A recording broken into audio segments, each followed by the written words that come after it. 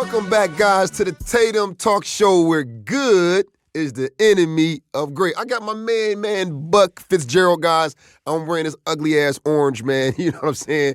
Because, he's a UT grad, man. I'm wearing the orange today just because I like it. It look good on me, that's all. But I got Buck Fitzgerald, man, from the Nasty Nashville. Buck, how you doing today, Good, man? I'm good, man. Ready to get into it. You got some good topics. Man, I got some good topics, man. We're going to first talk about, guys. First subject, guys, we're going to talk about mistakes on college visits because I've been to, man, I know 100 college visits at least. I know you've been to probably more than that. Give me some mistakes you see the recruits are making on a college visit. Well, first off, I know we're excited to be being recruited, right? And so, but we have to understand this is not a social event. No, right? It's not. This is a work event. Yeah. Okay, this is business, right? And so it's important to understand when you go into a business event, you have to have the proper attire. Oh, yeah. Okay? I'm a firm believer of that. That's my thing. Right. That's my MO. Okay, so everything in college football is an evaluation to college football coaches. Right. All right. So obviously, if you're at a camp, they can evaluate your athletic ability, your skill. If you're, everything is evaluation. So if you're at a college visit, all they can evaluate you on is a couple things: how big and athletic you look, and your personality. Yeah. Right? Are you a good kid? That's all they really can evaluate. But please believe 100% of the time, they're always evaluating. So if they're evaluating how big I look, how tall, how I'm going to have the proper attire to make me look as big as I can look. Yeah. So please, guys, my number one pet peeve, and it's not even that serious, but it is that serious. I go crazy. All my kids know I go crazy. Rule number one, don't let me see you with slides on. Or flip-flops. Yo, I knew you were going to say slides. I hate look slides. How mad you get. Look how mad you get. Yo, my son wears slides. I hate slides. Listen, dog. Listen, here's what I tell you, and listen, no disrespect to anybody. All right. Men need to stop wearing so many slides, okay? Period. What if you, guys, you ride with your mother, okay, and the tire brake goes flat, or somebody tries to steal your mother's purse? How you gonna protect your mother in the slides? You can't fight. You can't run slides. So when I'm wearing slides, to me, that gives the impression that A, I'm on vacation. Yeah. We're not on vacation. Nope, right. All right. B, I'm at the pool or the beach. That's what I'm with my slides. Yeah, the pool or the beach. So, that's it. So if I'm not at the pool or the beach, why am I wearing slides? What if Coach Tatum trains guys? What if Coach Tatum want to take us on the track? Well, Coach, I just got my cleats and my slides. You're a fool. Yeah, you're a damn fool. What we're going to jump rope. We want to do some plyometrics. Wear athletic gear to an athletic function.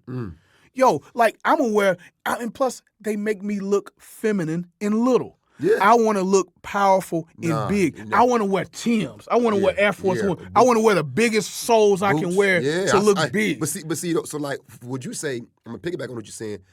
What I say is, and I'm a little different, we dress, this is a Fortune 500 company. So we wear a collared shirt, some khakis, and hard-bottom shoes. The reason I say hard-bottom shoes is because the heels are always, I'm telling y'all too much. The heels are always a little taller on hard-bottom shoes. True. So, it's going to give you half an inch. And, that's all, to be 5'9.5" or 5'10", that's a big difference. Huge. 5'11.5" to be 6 feet. A world of difference. You see what I'm saying? So my thing with the attire, man, it's a Fortune 500 company. Mm-hmm. So we're on a business trip. So, you are being evaluated. Something you ain't said, I'm going to mention. They're evaluating your parents. Oh, my God. They are evaluating for sure who they got to deal with. They're saying it now. They're coming out and saying it now. They're saying it 100% now because they're like, I got to deal with this. Man, here go the mom, the crazy mom. Here go the crazy dad. They don't want to deal with it. They don't want to deal with that no more, man. Not today's world, man. Because look, I'm about to pay, think about it. I'm about to, not pay, I'm about to invest in this kid. Right. And let's say I'm going to get this kid $100,000 this year. And with those parents, you're being evaluated by, and I'm sorry to say, but even by the car you drive, by the way your parents dress, you're being evaluated. Yep. Because they have a conception of, when they see mom and dad, me and my wife, They see a tall, dark-skinned woman, nice, well-built man, dressed nice. They know off the top. Don't talk to my kids crazy like that. Yep. Like my kids is versed for this. They ready for this. They know off the top. When I talk to them, ain't no what's up, all that. It is how you doing, Mr. Tatum. Right. You see what I'm saying? Right. Like I don't even give you that impression that I'm that cool of a guy. Right. You know what I'm saying? And my wife's same way. Right. So like they're gonna treat your parents and treat you a certain way. So like parents, when y'all come on these visits, I ain't saying you gotta dress up, but look respectful. So they have a certain, because remember, you never get a second chance to make a first impression. That's right. So like you can't come out there like I hate seeing grown men dressing like little boys. Like why would I come in with, my pants sagging, I got on a colorful shirt that look like I'm 15 years old when I'm an adult. And that's the image you gotta understand is like you cannot be on a visit looking like a little kid and you're a grown man. That's right. And another thing is, kids, it's happening a lot. It's not happening as much as it used to happen. Stop stealing. Gloves. Listen, y'all, and I'm a victim of it too. I done been places and some of my kids have stole gloves from places before. I done been there and I'm like, damn, and I can't give them back. Because you You know tell what me I'm you stole something. Yeah. You know what I'm saying? I mean, so like y'all gotta understand, y'all cannot be on a visit stealing. Yeah. We went somewhere. We went to Chicago, went to Notre Dame, bro. Man, we had some dudes from, and I ain't gonna say where they from because it'll get at, it's already a bad image on people anyway. But it was some folks, man, from the South. I'll just say it like that. Man, these dudes stole a football from Notre Dame. A football, bro. I've seen that happen before. I'm like, what? Sometimes I've been in workouts like, bro, damn, what is Auburn football? Man, when I say the coach was so cool about it, bro, he was like, look, y'all, we got 2 football missing. All I know is we gonna walk out this room and them balls better come up. Period. And I'm like, damn, dog. So I sat there. I wanted to see. I'm like, this better be one of my students. Now, luckily, it was some kids that wasn't my students, but they were still with us, though. Right. And I'm like, man, like, y'all can't do that, man. Like y'all can't do that, man. And another thing is, I went to TSU, and, man, the kid had on some slides, sweatpants, and a hood on. Okay, stop. Okay, guys, I don't know what the little style is. The hood has take the damn hood off. Unless you're outside in the elements and you're cold. That's the only time you should have a hood on. You don't have a hood on inside. Take the hoods off. That's number one. Pull your pants up. Like if you're sagging, you're out. You're out. If your pants are sagging, you're out. You cannot, these are things you cannot do under any circumstance. All right?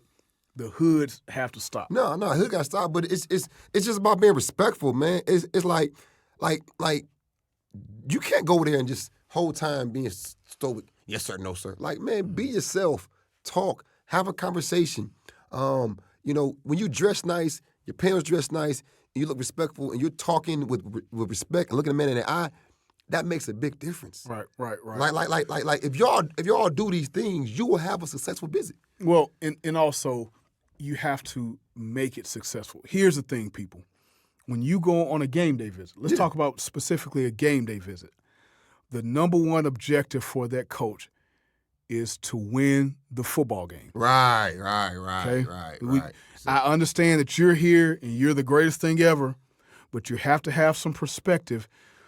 They are tense, they are nervous, they are excited, whatever it is, but 99% of their focus really is about winning the football game.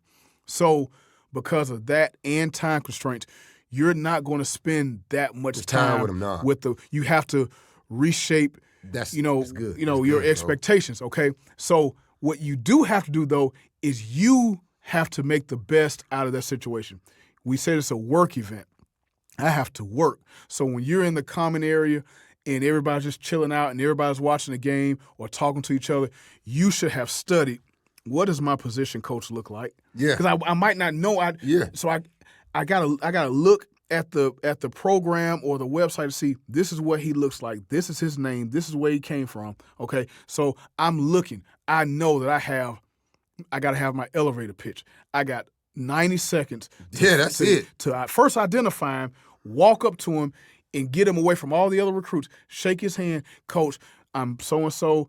This is my GPA. I got boom, boom. All right, I'm from this school. I played a position. I'm going to send you my film. I know we corresponded. Whatever your pitch is. All right. Also, know something about him. Coach, I didn't know that you were at Central Michigan. Yeah. My aunt works my aunt is from 30 minutes. That's the game. You might not have an aunt 30 minutes, game. but I'm going to make some game connection. right Yo, my uncle, my whole family's from Central Michigan, Coach. Like, man, I didn't know you was there. Listen, I don't even, what he just told you, I don't even tell publicly, man. That's in my course My right bad, there. my bad. I mean, it's all good, though. This But is I'm free. saying, y'all getting the real live, like I'm telling y'all, if y'all follow these steps, you're going to be on the right path, man. But right now, we got to take a break, guys. This show was brought to you by Tatum Talk Show, guys. We're back. Well, good is the enemy of great. I'm back here with my guy, Buck Fitzgerald from the Nasty Nashville, man. UT alum. Man, I want to talk about choosing the right college is like, choosing the right high school is like choosing college. Mm-hmm. Yeah. So let's talk about that because I think a lot of parents don't understand this concept of getting your son in position to go to the right high school, which propels you to go to the right college. Yeah. No, it's so critical because just like going to the wrong college can derail a pro contract, so can going to the wrong high school derail a college football scholarship. So a couple of mistakes people make, again, the world is so trendy now. Yeah. And so this school becomes cool. Yeah. Right? Because it's fun and it's the cool school. That cannot go into the decision-making process. Also, and this might sound controversial. You might not agree with this and let me know if you don't. Sometimes winning is overrated. Okay? In high school, the whole I'm going there because they're good. First off, if you're a good enough player, they're going to find you. And you make your team good. Facts. What do I get out of going to the 12-time state championship team, unless that's where I was going anyway, but I'm going there because they won previous championships. It ain't got anything to do with me. So if I'm that type of player, I'm going to be the catalyst for change. We're going to come, me and my homie, and we're going to change the culture, and we're going to win those state championships because of our talent and our hard work. So I can't take into account who's won because it's probably going to be more obstacles in my way because they won. I listen to you talk about Lil Derek, and you have the right perspective. I'm going to go, just like in college, I'm going to go where I can play as soon as possible while being development. And sometimes development is hand in hand with playing. I know great coaches who can say, this is what a great coach can do. I'm going to win football games, and I'm going to take care of people. So I might have young Derek Tatum, and man, he's a hotshot freshman. He's our future. We have to bring him along and give him enough experience. We can't say, well, he's just not going to play varsity. Right. Because he can, and we have to spoon feed him and put him in situations. Maybe it's, hey, man, whenever we get third and long, we're going to go cover two. We're going to put you in this situation. But that kid is getting valuable time. He might be also playing JV or whatever, but he's also getting time as a freshman playing varsity because as a sophomore, he's going to be an all-district player. As a junior, he's going to be an all-American, all-state player. As a senior, he's going to be an all-American player because of what he was able to handle, maybe in small doses as a freshman. But see, now, I said that before too, man. Sometimes you win it, but you ain't winning. Yeah. Like to me, I think that's just something like here in Georgia, I mean, it's some schools here that's, I mean, awesome. You got Buford, Grayson, Carrollton, and and they're nationally ranked programs with national spotlight. But if you aren't a real live off-the-leash dog, those schools aren't really for you. That's right. I mean, because like, they got freshmen that should be starting varsity playing freshman football, not even JV. Right. At some of those schools because they're just that good. And it's not. And it's like now the good thing about those schools is I got some guys that's just playing freshman football that got offers already because of that school. But then I got some guys at some of those schools, some of these big time schools that should be starting varsity and getting nothing. Right. They're getting nothing right now because they playing JV or freshman football. And then for instance, man, I got a quarterback. he was in 8th grade. He was Army All-American, played on the All-American team, and he talked to me. He was like, "Coach, what should I do?" He had calls from everywhere. He quarterback. You know, they got calls from everywhere. So I was like, man, you should go to a school where you can play early. Mm-hmm. I said, man, I don't care. Man, we usually play 7A football, man. I said, bro, hey, man, that's so overrated, bro. It's so overrated. I said, man, if you can ball, bro. I said, go play. I said, think about it. I said, you go to school like this, you and your friends go here. You're going to attract more people, and then y'all going to bring a tradition that they ain't ever won nothing here. Right. Man, the man went to the school, one-day private school, played JV as an 8th grader, started as freshman. First time they went to the playoffs. First time they won their region. Now, as a sophomore, he got 11 D1 offers. Now, right. I got a quarterback that's probably better than him that decided to go to a bigger school, and he had no offers. Right. So I'm like, so now he to a point, now as a sophomore, he like, Coach, man, should we commit now? Because school's telling us that we can commit now. Right. I said, bro, I don't know. Right. It's all about that situation. Yeah. Right. I mean, you can go, and again, I'm not saying don't go to a state championship team. There's coaches who are winning state championships that are doing all the things that we're talking about. In Tennessee, you got Oakland High School with Coach Creasy, Coach Salisbury in Memphis, at Whitehaven. Like, they're able to win games in developing young talent when they identify this is a great talent. You also have to be realistic about who your son is. Yeah. Okay. So if my son is not the greatest of students, I don't need to put him in a very difficult academic school that might be a private school, because everybody, again, I'm going to win Facebook, right? Yeah. Everybody says, oh, we're so proud of you. Yeah. You're blessed to go to school. Well, your number is your number, people. And we'll talk more about this in another discussion. But your GPA is your GPA. Yeah, it is what it is. Okay, if you're struggling, you get 2.5. And you struggling, 2.5 is but a 2.5 is a 2.5. Yeah. I tell people, listen, he has a 2.8. Here's my rules. You need to have a 3.5 and a 25 on your ACT. All right, especially the 3.5 because you can control it. Well, Coach, we go to a prestigious school. Doesn't matter. And nobody gives a damn. Damn, they don't care about that. I'm look. What's his number right here? Yeah. 3.5. 3.5. Or is it 2.8? 2.8, you can't get in here. No. We can't recruit you. Not a Vanderbilt. Exactly. So I have to understand what I want to happen out of this. Yeah. Okay? All right. So I can't go somewhere where my son is just he's struggling just to get a 2.5, and I want him to go to, Vanderbilt or Tulane or something. I'm glad you said that, man. Because I got a thing with AP classes. All right. I got a thing. So think about this, like, so if my son's already smart and he gonna get a 4.0, my daughter, she got a 3.8 right now. Like you said, a 3.8 is 3.8. 3.8. But if she take AP classes, let's say she had the same 3.8, but she's studying an hour more extra per day. And for what? For what? No, I tell people that all the time. I got 3, but I took AP classes. So Nobody what? Give a damn. So what? You could have been working out. So I'm saying is, your GPA is GPA. Like, be smart, get good grades, but why would I spend an extra 5 hours a week studying because I got an AP class? I could have took an honors class or a college prep class and got the same 4.0 GPA. Yeah, it's just like it. We're saying max it out. We're saying max out your broad jump, max out your 40, max out your GPA. Facts. I'm gonna get a 4.0 or 3.8 or 3.9.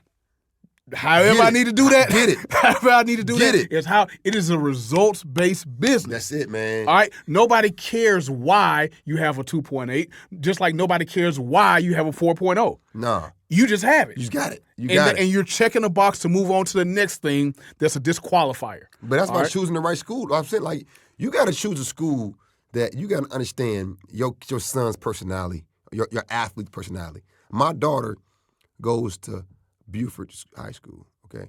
It's because they have a great track program and her personality fits that school. But and she had the number one time in the county in 800 coming in as a freshman. Right. So she had the number one time in the county and she has a top 5 time in the state as a freshman. So she can thrive in that environment because she's there. She's one of those people. Right. But certain schools, I tell people man, you got to go somewhere where you can play varsity as a freshman. Like if you're that type of guy. If you're that type. If I need development, I need to play freshman. Or I need to play JV, and that's fine. It depends on the person. I played freshman football. Yeah. All right, you know what I'm saying? But I had a situation where the running back was a varsity. He was a guy. Right. You know what I'm saying? 6'3", 220. You need the reps. You know what I'm saying? So there's no right or wrong answer. But my thing is, like, you got to choose a good football program, though. Yeah. Like you got to be somewhere where, okay, if you get into a bad situation, football program in high school, like, it's really kind of your fault. There you go. If you're unhappy, that's your fault. It's really your fault, though. In today's world where everybody, if really you're unhappy, you didn't do the homework, or you're not rectifying the situation. Yeah. Or the main thing is maybe your son ain't that good. There you go. You're not rectifying the situation. That be the main thing. So look, man, and y'all, it's so many ways y'all can do this. But if your son ain't that good, take him somewhere where he can develop and play. Mm-hmm.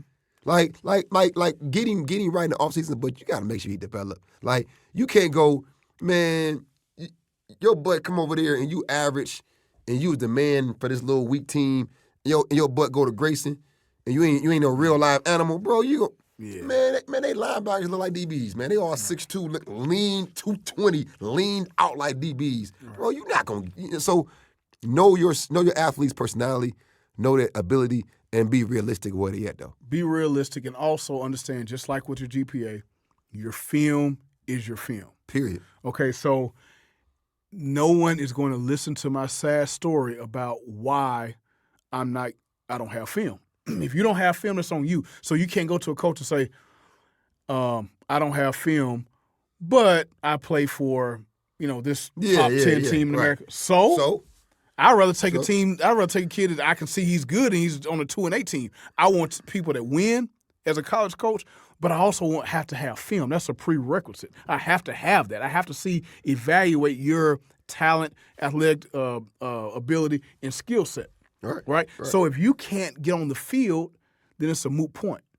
You have to, like you said, go somewhere where you can get the right type of film. Facts. All right? If you're not playing, you got to play to win the game. You got to play to help your high school team.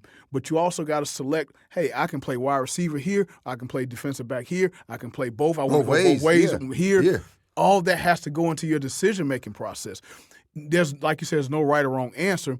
It's just you can't get upset when you choose wrong. Right. No. That's. I think we're gonna end on that right. You can't get upset with the high school coach. You can't get mad at the high school coach if you didn't do your research and you didn't have that conversation with the coach about your son's development. Like, that's right. Like to me, that's the easiest thing to do.